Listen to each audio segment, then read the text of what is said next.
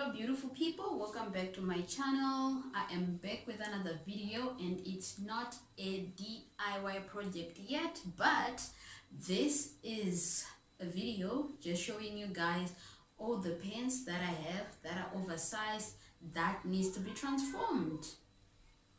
So subscribe, turn on your notification bell so that you don't miss the process of transforming these oversized pants into something gorgeous that actually fits a petite figure like mine. Okay, these pants that I'm actually wearing are also going to be transformed.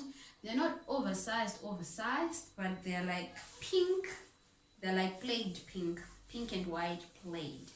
And I'm just like, as pants, no ma'am, I ain't about that life.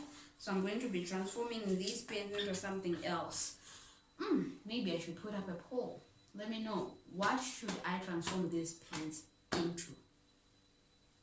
Just these.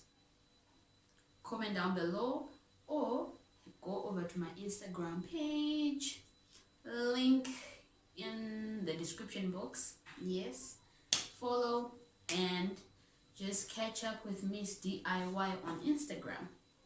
It's not that bad. So yeah. Stick with me guys, because I have more videos coming. Yes.